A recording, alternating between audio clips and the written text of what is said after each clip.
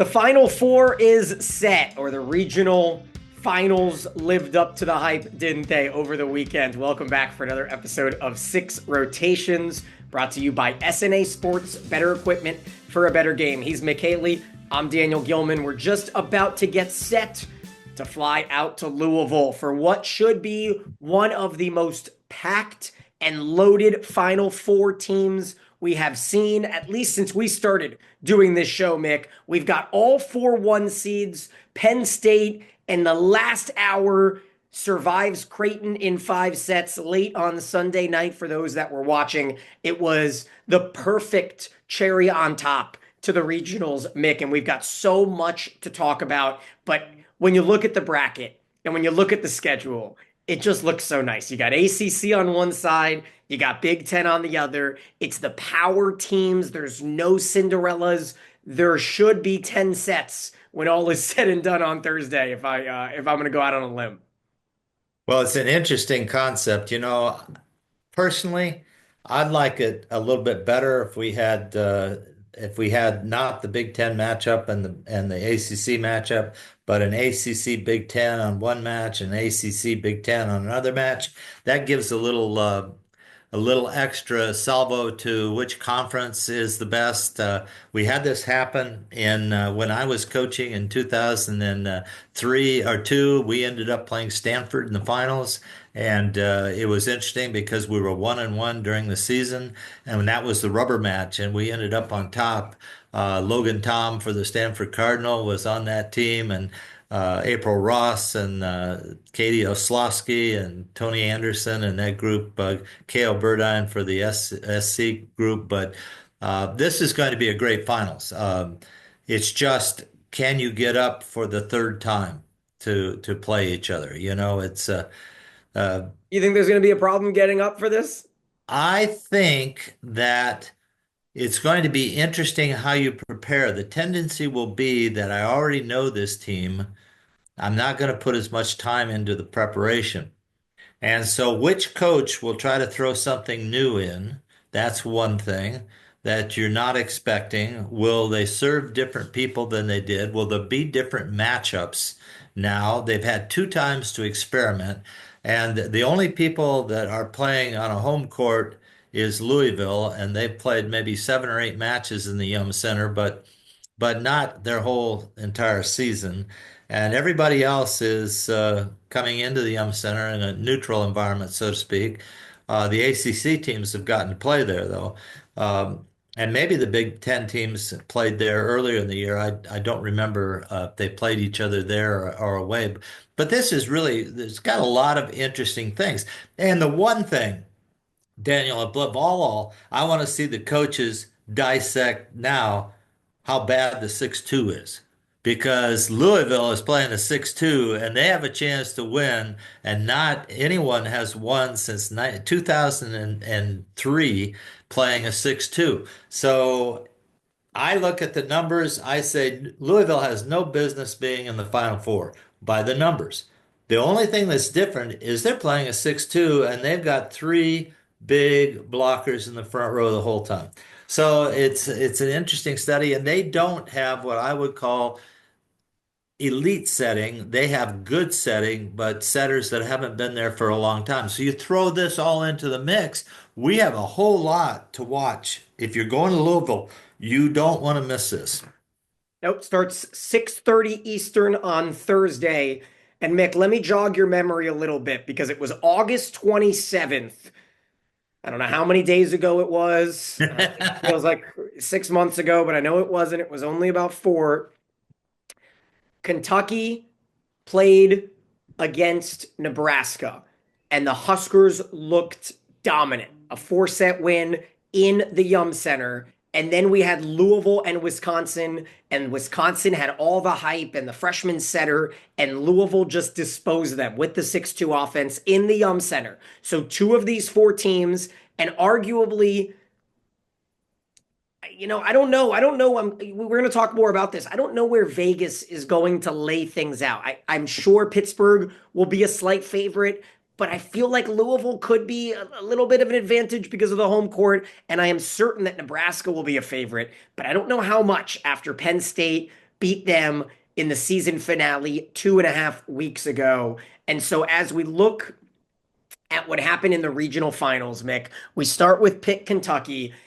And the Wildcats did a good job early. They were able to keep up and they fell down in the first set a few times. They came back to tie it, but Babcock was too strong. She had two big banging kills to win the first set. Babcock, I think, had one error in that match, 13-1, 32, and Pitt swept Kentucky as Nebraska took care, as Louisville took care of Stanford in four with a 28-26 third set after dropping the first. So walk me through. You talk about Pitt. Is this a team that you think has what it takes now that you've seen them at the biggest stage falter a bit, right? That Oregon match was testy, but they were able to bounce back well and kind of demolish Kentucky. Well, I just thought that Kentucky was not a good matchup. However, I said to my wife, if I was going to start a new national team, I want Bledsoe and DeLay on that team because those are the two best arms or two of the best arms in the country. If I add Martin from Florida, I've got enough firepower to play with anybody in the world. And I think that's where collegiate volleyball is now. But Pittsburgh is scaring me. They have been going down in their numbers for the last 4 weeks. And they have been one of the best teams over a season that we've had in a long time. They had numbers that were unbelievable. They scored almost 19 points per set. They had 14 and a half kills per set. They were just dominating, but those numbers have been going down in the last 2 weeks. And in this tournament, those numbers have been down. And Babcock not being able to find her serve has been excruciatingly unpleasant for the Pittsburgh fans. Uh, Remember, Dan Brown said uh, that he thought the left sides had been there more than a year. They would be comfortable. They've had trouble scoring. He's had to bring Buell in. Buell, is that right? The left side. Dan Brown is a great author. I'm sorry, you know who I'm talking about. Pittsburgh coach, Coach Dan, and he's had to bring in a third left side to bail him out. I think there are some cracks in the structure. Who I've liked and has been steady is Kelly in the middle. Yep. She has been wonderful. Bree Kelly, I believe, is Yep. the full name. Bree Kelly has just been stable and good and fun the whole time. So I'm worried for Pittsburgh. I think they've got to step up. Louisville, on the other hand, is interesting because they don't have the numbers. They haven't had them all year. And the only thing different between what they're doing and everybody else is in the tournament is that they're winning. And they win against just about anybody. Stanford just took them to task at Stanford during the regular season. And then Stanford comes in and hits right into that block every time. I'm thinking maybe Louisville's blocking and the number of balls they're touching are making the difference, and their out of system swings have been really good. So, yeah, we got a lot to watch here. Yeah, so what we did on Thursday and Friday is jump on to our bonus platform that we wanted to give throughout the middle of the week, patreon.com/6rotations. We talked about the Louisville demolishment of Purdue. The Boilermakers were serving marshmallows, said Dave Shondell. We talked about maybe my favorite match of the weekend until Creighton against Penn State, and that was Stanford, Florida. I still look back at the weekend of the regionals and feel like that was the most exciting match. 3 of the 4 sets were very close, very late. It felt like it could have been a Final Four level of talent on the line. Stanford was able to eke out the third and the fourth in 2-point variety, and then Pitt escaped Oregon in 5 sets. There was a crazy ace that hit off of Oabete's leg at 13-9 that kind of put the match away for good. And then Kentucky smoked Missouri. Creighton against Texas. I do want to hear your thoughts about this. And then I want to get into Creighton, Penn State, and then we'll finish with the jewel of the ball, which was Wisconsin and Nebraska. But when Creighton started against Texas, it felt like, oh, the Jays are legit, and this is going to be a sweep. But then Texas was able to steal that first set. Ella Swindle comes off the bench. Why do you think that Jarrett decided not to go back to Swindle in the third set and then stick with Carlson until it was basically too late in the fourth? Well, you can't really guess too much about what coaches are thinking and why they do it because they're in the practice every day and what they're doing. I just know that Texas's mindset was not right to win. Skinner was still questioning herself. Maybe it was they were questioning the sets or they were questioning themselves. They just weren't connected like you need to be connected to win.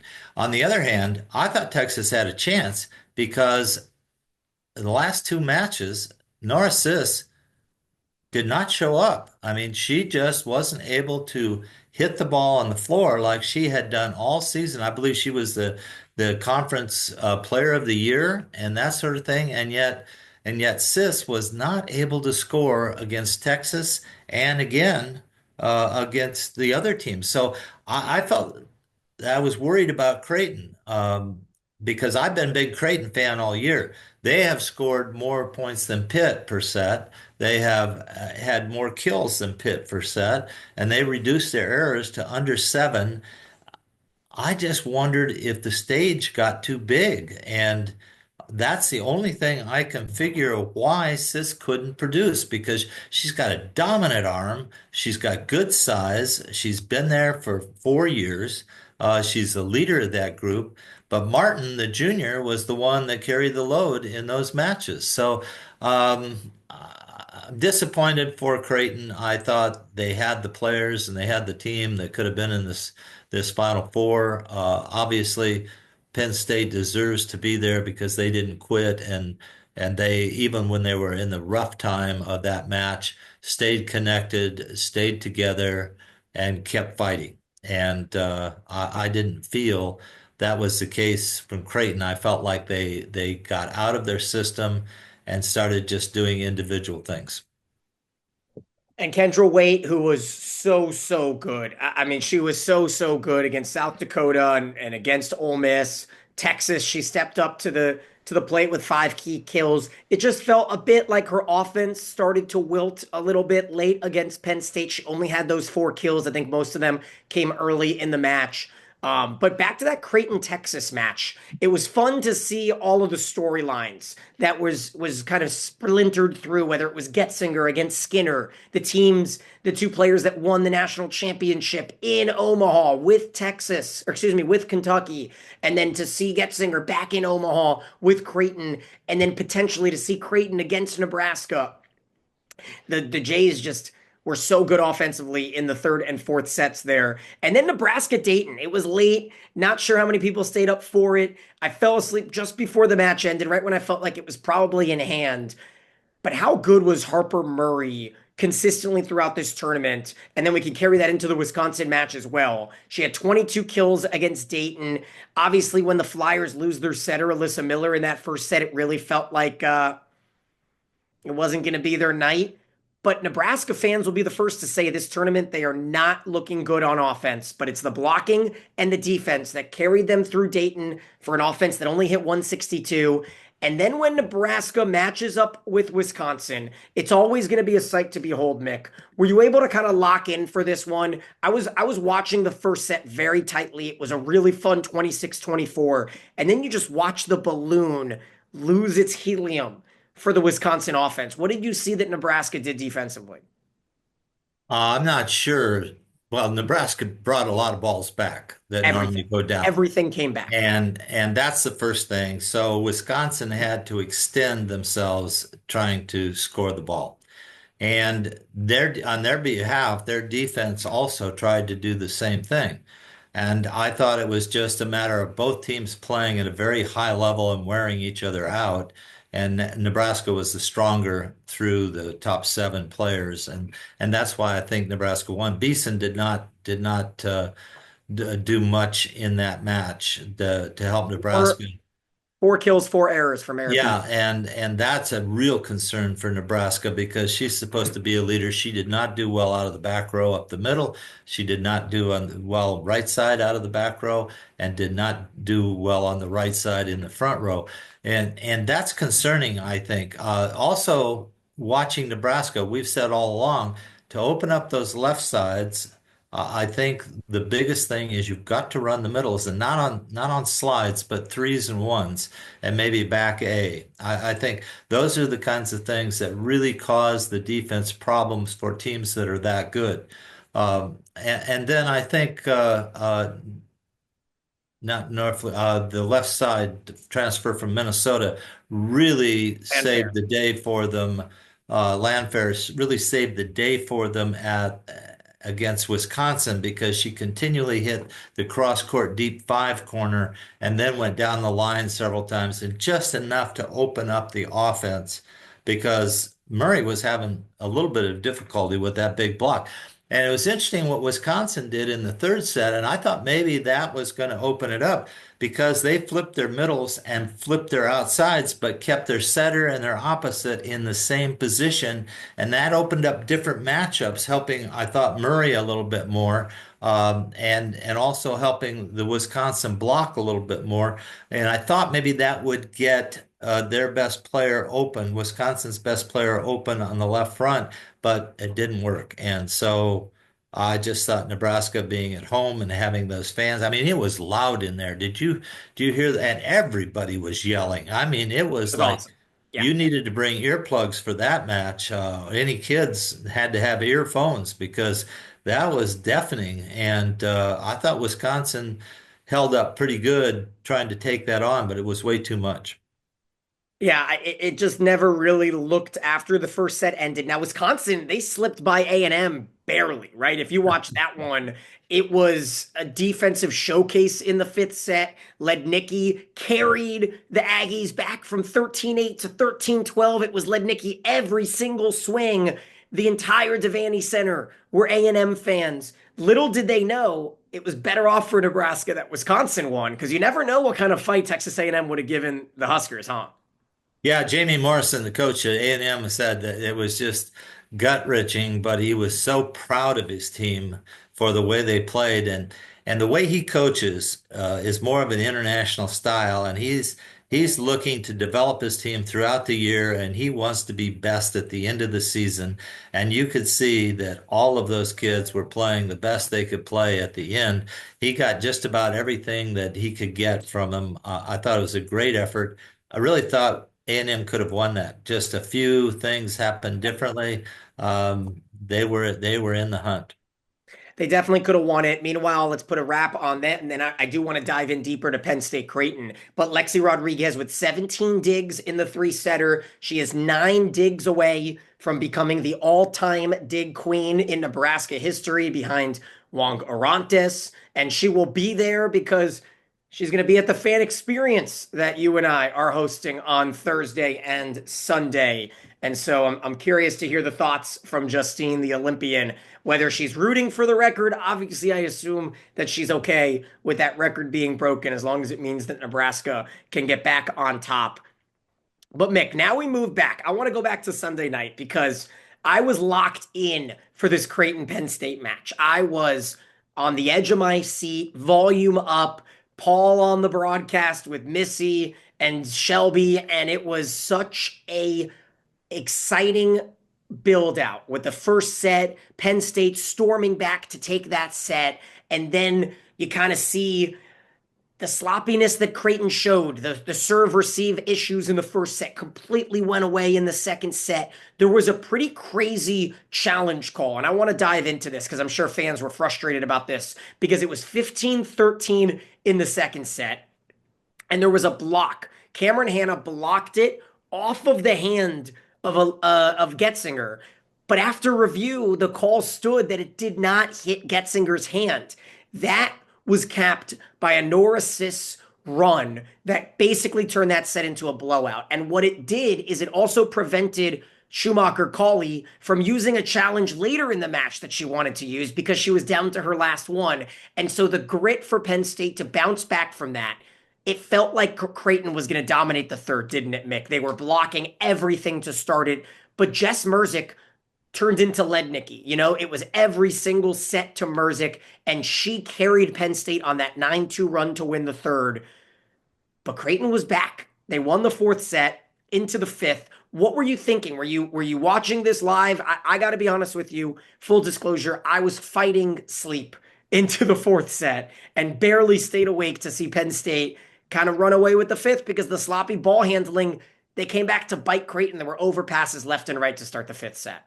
No, I watched every point of that match with great interest because I thought Reinhardt is the other middle blocker for Creighton. Is that right? It is, yes. She, she, Reinhardt she was quiet with her and hit Johnson. driving her left hand over and down, and Merzick hit that cross court shot too many times. And Reinhardt's been a good blocker. She's got good size. She gets over. I wondered why they weren't maybe not reading, but just going to Merzick quicker so she could get up and over. I thought that was one thing. Secondly, though, as good as Creighton setter is, there is a problem with mentality when you're scoring and you get into the fifth set. And now, do you set your hitters or do you try to take the game over yourself? And it's really difficult to know what's right.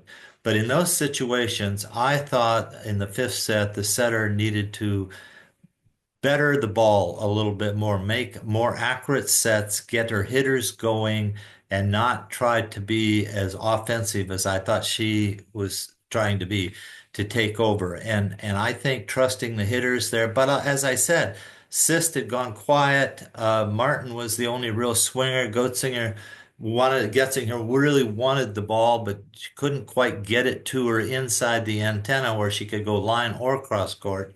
And so it was a difficult deal for Creighton. And I'm just sitting there saying, what would I say in these situations with the kids and watching? I know what their coach is saying. Kirsten is saying, swing every time, swing every time. But I would say that maybe to Sis, but maybe the others I would maybe say, okay, we have to be a little smarter. Let's go off the hands.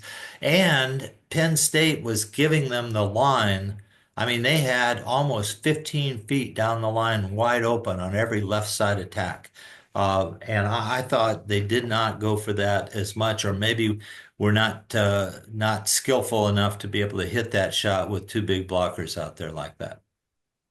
Yeah, and Juravicius, who was the one who really came onto the scene against Nebraska in that win that grabbed the share of the Big Ten title for Penn State. Remember, she had, 18 kills on 29 swings, did Caroline Juravicius. And she is continuing to be someone that you have to mark. And if Creighton wasn't on her, like they weren't for some of those swings, she had 11 kills on just 24 swings. They were able to settle down Mendelson. She was struggling, so she got pulled for Jordan Hopp, who had a couple big blocks late in the middle. Trammell was terrific per usual with 8 kills, hitting over 500. But when Jess Merzick can do what she did, and I just got an email, and the email is what the 4 AVCA Player of the Year finalists are. Of course, I'm not going to spoil it. You're going to find out probably tomorrow morning on AVCA social media. I would be shocked if Merzick is not on this list, but it just shows how talented the field is when you've got players like Kennedy Martin, Kendra Waite, and then the big names, right? Like Bergen Riley and Lexi Rodriguez and Olivia Babcock and Rachel Fairbanks. And they're all going to be in this field of four, obviously Sands, Waite, and Martin. And I'm really, really pumped up for these rematches, Mick. And we're going to talk more about it. We're going to probably pop on to the Patreon and do a little bit of a deeper dive, maybe on Thursday, where we can just grab some metrics, give us 20 minutes, and just dive into these two matchups. But there's so much that I want to talk about, and what should be so interesting when you look forward, Louisville versus Pitt, beating a team 3 times, so hard to do. You got to give Pitt the edge, though, but the way they've struggled, Louisville looks so good against Purdue, looks so solid against Stanford. I would go out on a limb and say that Louisville could be a favorite in this matchup at home. I would say that's a possibility right now, especially because they have the fans. Yeah. They have, and they're going to be rabid. They're going to root their hearts out for Louisville. And the way Pitt has been performing, they're going to have to have one of their best matches. It just goes to point out how good Nebraska was to be able to beat Wisconsin 3-0, 3-0, 3-0 this year.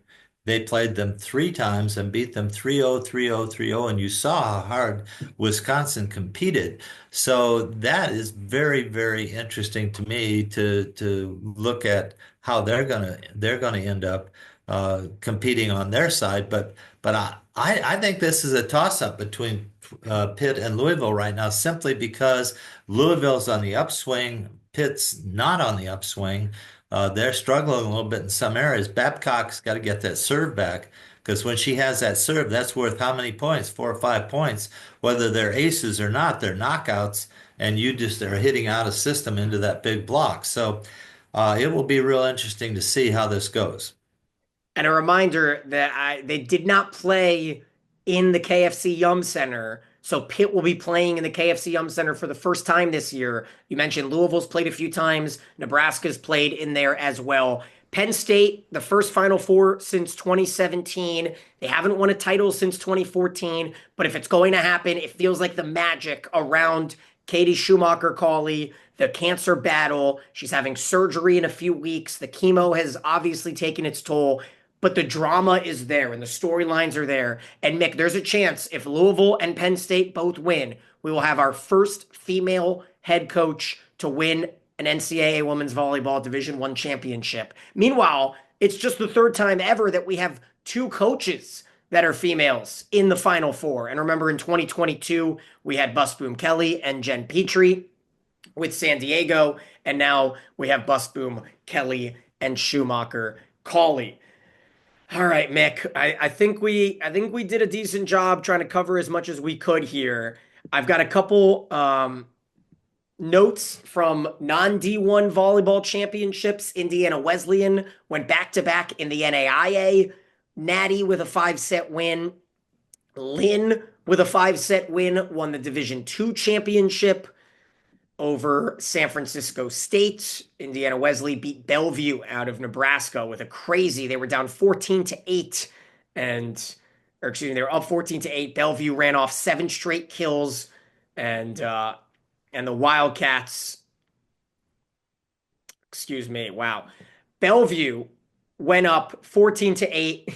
Indiana Wesleyan finished the match on an 8-0 run and won the match 16-14 on 8 consecutive Bellevue hitting errors. So that is a wrap up there. Kaylin Alexander out of Hawaii is in the portal. That's a huge name for some of these teams like Nebraska or Texas to try to go after there. And yeah, we're about to chat with the NIVC Executive Director, Jared Rudiger, and talk all things NIVC. The championship is Tuesday night, Arizona against Bowling Green. Any other thoughts, Mick? No, I think that wraps it up. But I would tell you, if you don't go to Louisville, you're missing an opportunity because this is going to be one of the highest hyped semifinals that you've seen, and you're going to see all of Louisville turn out. Tickets are going to be hard to get. If Louisville makes it to the finals on Sunday, this is going to be great. How have the television numbers been? Do you have an idea on that? It has not turned around quick enough to get the word, but I'm very, very interested to see what the ABC ratings on a Sunday, NFL Sunday at 3 o'clock. That's going to be a really good metric to know what we're looking at for Nebraska, Wisconsin. And once again, Mick, we go 0 for 3 this year on NBC, ABC matches. They're all sweeps. We can't buy a 5-set thriller on these national TV. Maybe the championship Sunday on ABC. Maybe it'll be a 5-set. I remember last year and the year before, Texas just looked so good and those matches were not as exciting. I'm really, really thinking whether it's Louisville, Nebraska, Pitt, Nebraska, Louisville, Penn State. Now, Pitt, Penn State, the battle for Pennsylvania, that would be a really, really interesting championship match. Remember, those two teams matched up early in the season, and we saw Pitt come out on top in a 3-set win at home against Penn State. Well, some people were really thinking about Creighton and Nebraska, both being from Nebraska playing each other. And I now would have you've loved got that. the scenario of Pitt and Penn State. Wow. I mean, that gets into lore, and everybody in that state will come out.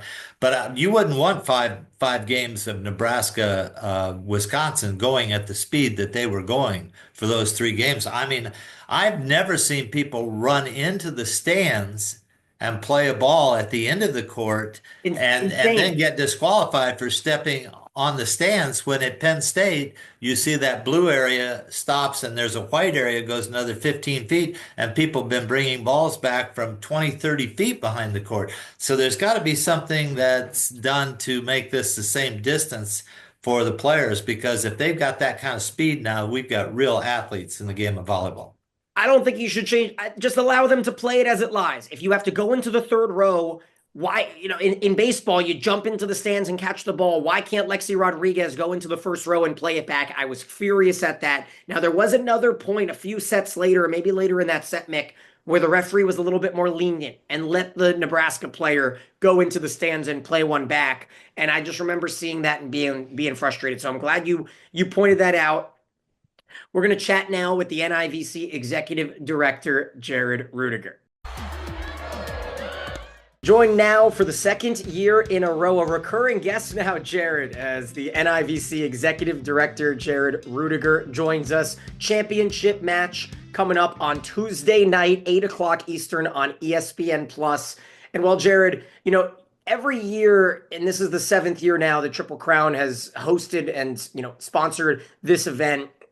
You seem to grab better and better players and teams, and everyone is more interested. And it kind of started a few years ago with Georgia Tech and Coach Collier kind of rallying the troops, I feel like, to put it on a more national basis. And so this year with Arizona, Virginia, and then the Big East trio that made noise, what was your comfort level coming in that you felt, all right, we've got a good field this year compared to previous years? Yeah, first, thanks for having us, having me on the show. It's been an exciting few weeks of volleyball for both NCAA and NIVC. It's a great field. We had a few Power Fives this year, Power Fours this year, which was great. And we've had a lot of competitive matches, right? Some reverse sweeps late in the tournament. Just one on Saturday night, and we've had I think 7 or 8 matches that have gone 5.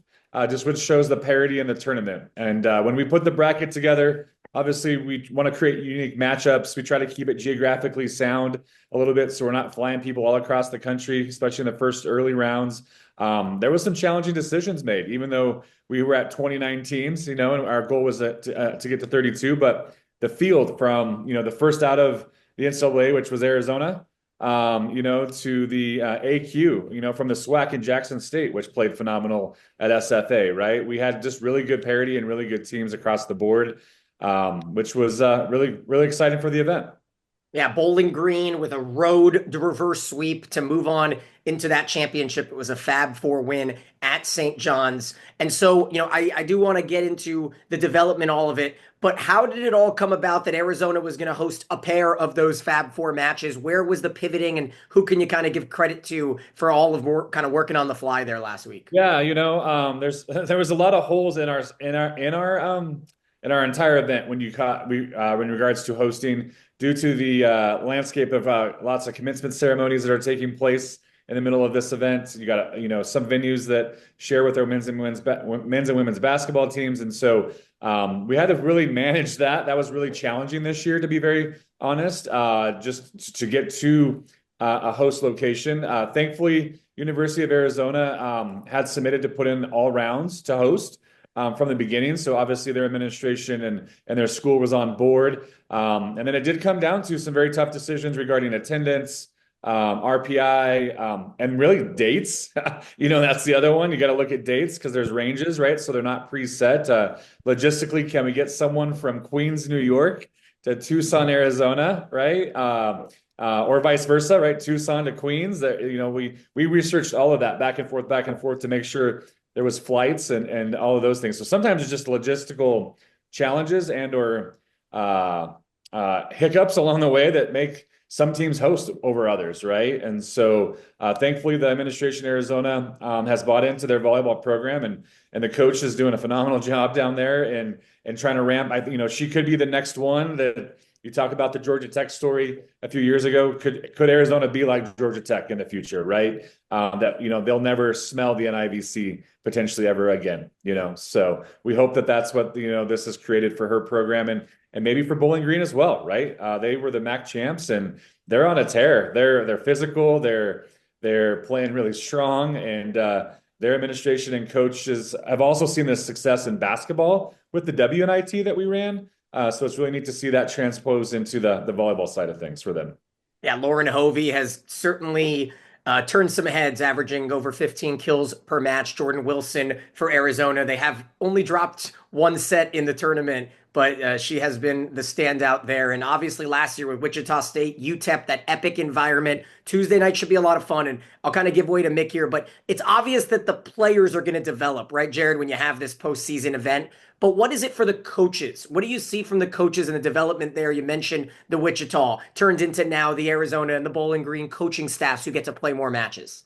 Yeah, I think that's one of the biggest, there's several different factors that I believe that as development, but I've mentioned this in the years past, is there's coaches that have never, or not never, or maybe have never been in the leadership standpoint of playing past Thanksgiving. And the NIVC gives them an opportunity to grow their staff, to learn how to do finals and proctor finals on the road, and to make a deep run into December and deal with maybe they don't get to go to graduation, if they're seniors and they're in December. And so there's a lot of educational things that take place, especially if you're a younger coaching staff that's maybe not as seasoned and you want to get to the next step in your career. The NIVC is also a platform for that, right? And understanding how to manage those, manage that entire 2 to 3 weeks of play past November. So when you get to the NCAA tournament, it's maybe not new to you, right? And you're comfortable with this and you're familiar with this. And so I think that's a big education point. And then just educating the fans, right? There's,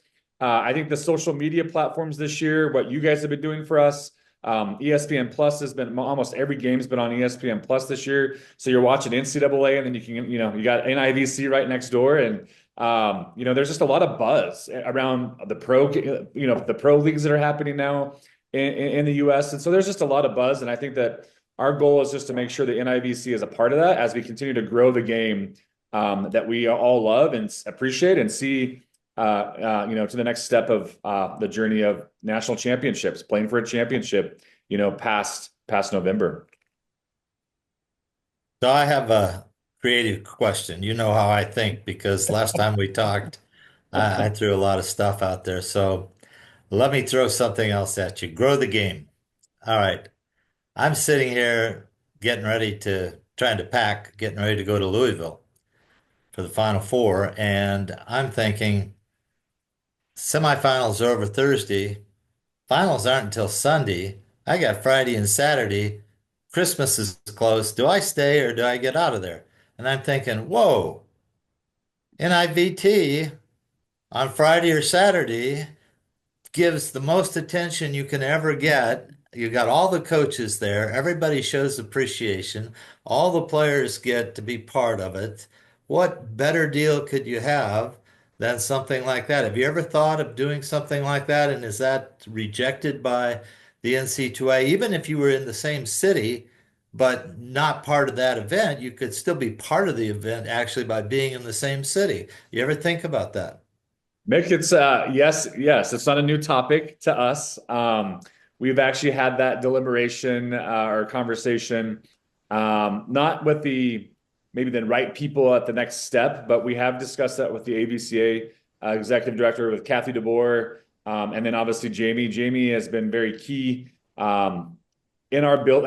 They work with us, directly with us, a little bit behind the scenes, as Daniel knows. But we've had that conversation because we've had the same topic. Like there's a lot of education that goes on, and there's different sponsorship parties and different things you can do from Friday morning to Sunday. But I think a lot of people do leave on Saturday because it is so close to Christmas, right? So how can we capitalize on that? That is a topic that we'll tackle again in this offseason, when the season's completed, to see if that's something that and to your point, like it doesn't have to be at the same venue, right? It could be, next year it's in Kansas City, which where's our youth events at, right? We have a huge pool in Kansas City with different venues, different hotels. We're a long-standing top 5 partner out there in Kansas City. So, do we bring the even if it's on Wednesday night, right? Like you're talking about a gap, the gaps before.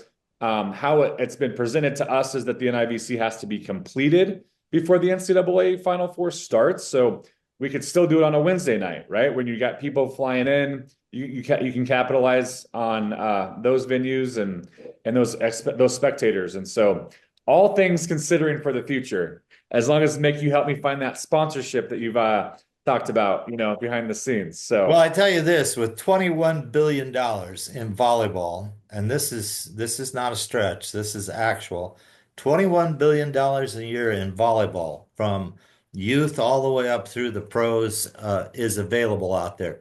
And nobody's been able to capture it yet. This is all of youth sports. I know you guys want to do this. I know Three Step wants to do it. Everybody out there wants to do this kind of thing, but nobody's been able to capture it. What if we looked at it from the standpoint of how tennis does their big tennis tournament on Labor Day in New York City, and everybody is watching on every television in the country these matches? What if somebody decided to take volleyball because of its ratings? Daniel will tell you what the ratings are. He has them every week on the show here. But the ratings keep going up and keep going up.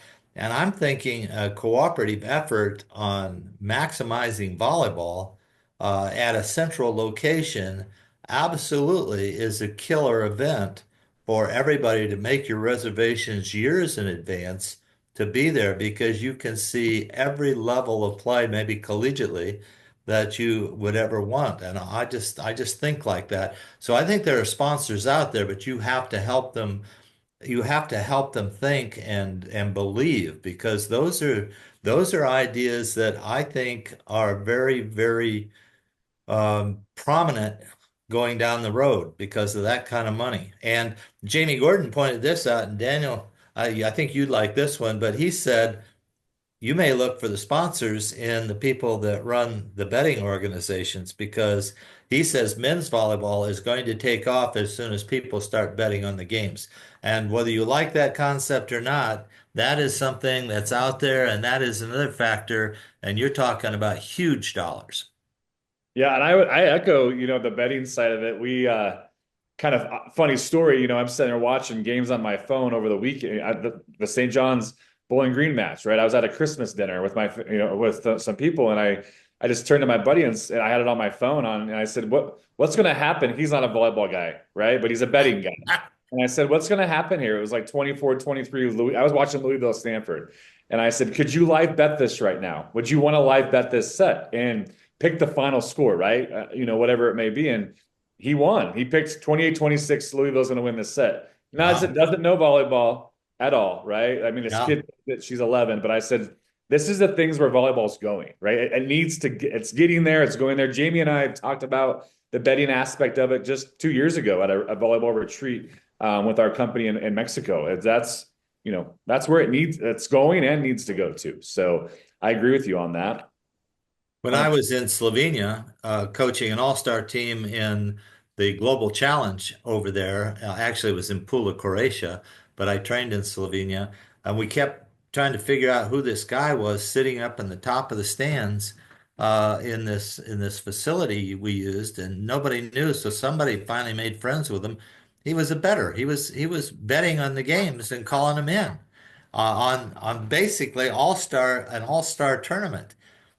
That tells you the potential. And so somebody that has the ability to really let their mind go and think about this as a project could really be on top of this whole thing. If you could grab the whole market on this, what portion of that 21 billion would you be able to bring in? So just a thought I had, but I love your tournament. I love what you're doing, but I love to put these all together and see where we go with the sport, because I think it would blow people out of the water. Appreciate that. Yeah, thanks. Thanks so much for joining us, Jared. We're really excited to watch it on Tuesday, but obviously, and for those that are not that quite sure, Triple Crown Sports, where have I seen that? Huge event every February in Kansas City, and that's the tie-in to the Final Four next year, potentially, the NIT. And this year, partnering with Love, that's going to be a really interesting weekend and a really fun President's Day. So I'm really looking forward to seeing how all of that wraps up. And last year it was ESPN3 that had the 16, 17, 18 championships, and I was pleased to be a part of it, and very excited to see what this upcoming year has to offer. So thanks so much for joining us. Yeah, you appreciate it. Thank you, Daniel. Thanks, Mick. Thanks so much, guys. We're going to talk to Jared. you all in Louisville. It's Jared, Mick, I'm Daniel, and this is Six Rotations.